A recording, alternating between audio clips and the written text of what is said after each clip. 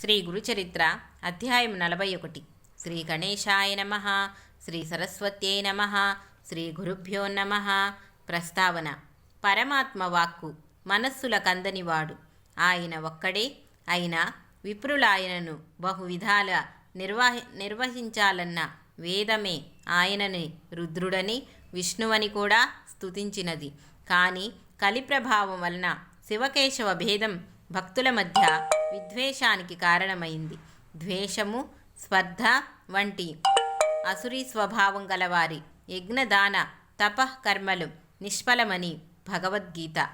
ఆ భేదాన్ని రూపుమాపి సత్వప్రధానమైన సామరస్యాన్ని తెల్పటానికి త్రిమూర్తి రూపి అయిన దత్తస్వామి ఈ యుగంలో శ్రీపాద శ్రీవల్లభునిగా శ్రీ నృసింహ సరస్వతి స్వాములుగా అవతరించారు. అందుకే శివపరమైన రుద్రాక్ష భస్మము, కాశీ విశ్వనాథుల మహత్యం తెల్పిన శ్రీగురుడు విష్ణుపరమైన అశ్వత్థ పూజ, అనంత పద్మనాభ వ్రతాల మహత్యం కూడా తెలిపాడు. అయితే ఇట్టి వ్రతాలు సామాన్యులైన భక్తులకే తెలిపాడు కానీ తీవ్ర ముముక్షువులైన సిద్ధుడు మొదలైన ముముక్షువులకు గురుసేవ ఒక్కటే చెప్పారు. ఆ వ్రతాలు ఆయన వాక్కు వలన శక్తివంతమయ్యాయి కానీ భక్తులు తమకై తామే చేసినప్పుడు కాలేదు. ఈ విషయాలన్నింటినీ 41, 42, 43 అధ్యాయాలలో చూడవచ్చు. కథారంభము. నామధారకుడు.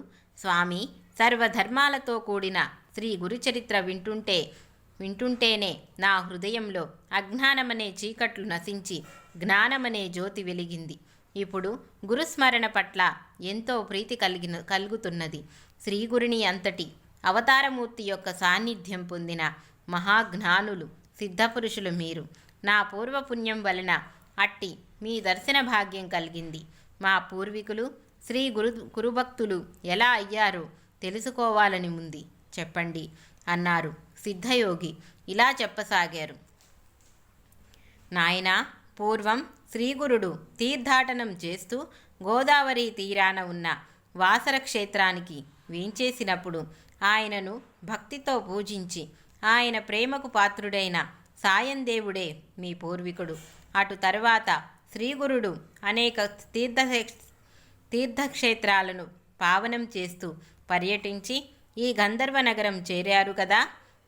అటు తరువాత వారి కీర్తి దశ దిశలా వ్యాపించి సుదూర ప్రాంతాల నుండి కూడా ఎందరెందరో వచ్చి వారిని సేవించి అభీష్ట సిద్ధి పొందుతున్నారని మీ పూర్వీకుడైన సాయందేవునికి తెలిసింది. అతడందుకెంతో ఆనందించి ఒకనాడు శ్రీవారి దర్శనానికి శ్రీ గంధర్వపురం వచ్చారు. శ్రీగురుడు నిలయమైన ఈ గంధర్వపురం అతడి కంటపడగానే అతిశయించిన భక్తి శ్రద్ధలతో అడుగడుగుకు సాష్టాంగ నమస్కారం చేస్తూ మఠానికి చేరుకున్నాడు.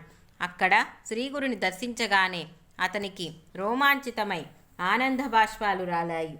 ఆయనకు సాష్టాంగ నమస్కారం చేసి తన జుట్టుతో వారి పాదాలు తుడిచి గద్గద స్వరంతో ఆయన ఇలా స్తుతించాడు. ఓ పరమాత్మ, పరంజ్యోతి, నృసింహ సరస్వతి, మీరు త్రిమూర్తాత్మకులే గాని మానవ మాతృలు కారు. సర్వతీర్థాలకు ఆశ్రయమైన మీ పాదాలను దర్శించినంత మాత్రాన కోటి జన్మల పాపం నశిస్తుంది. మీ దర్శనం వలన ధన్యుడునయ్యాను. మా పితరులు కూడా కృతార్థులయ్యారు. ఓ సర్వవ్యాపక సద్గురు భక్తవత్సల, జయము.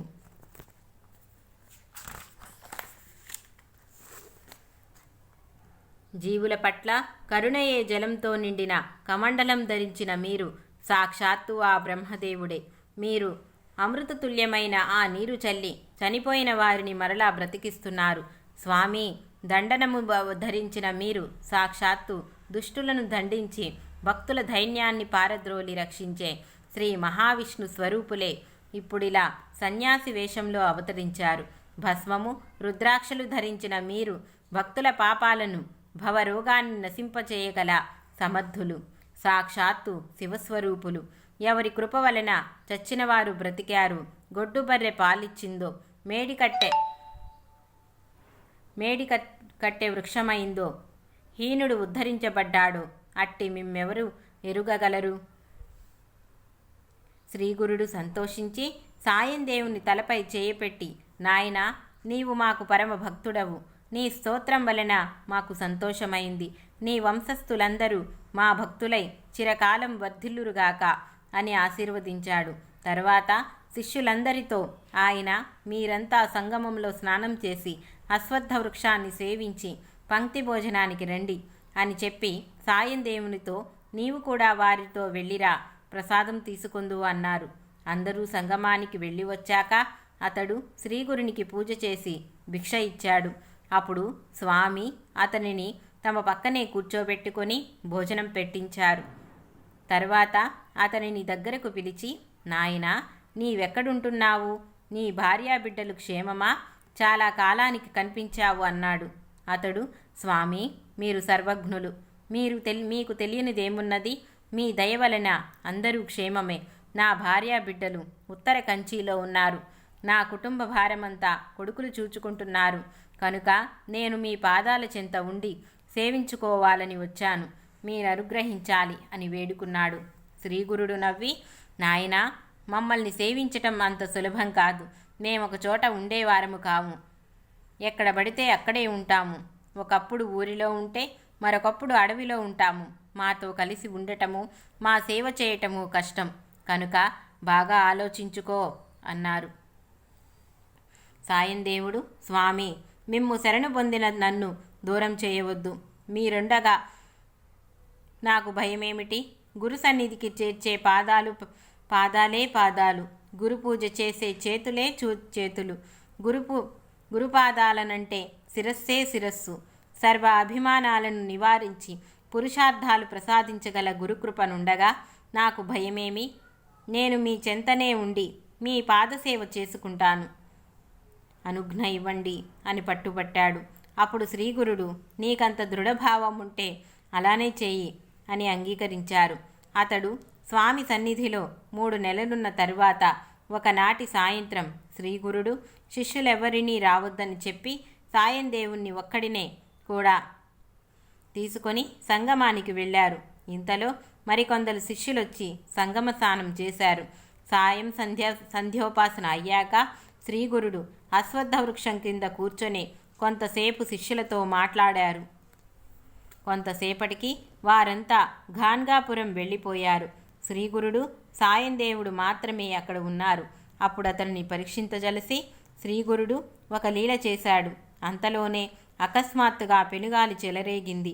ఆ గాలికి చెట్లు ఊగిపోయి విరిగి పడిపోతున్నాయి.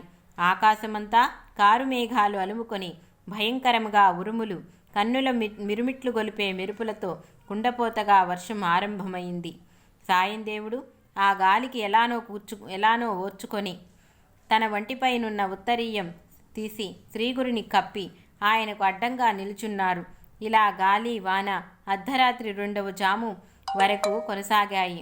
గాలి వాన కొంత నెమ్మదించగానే దుర్భరంగా చలిగాలి వీచుచాకింది.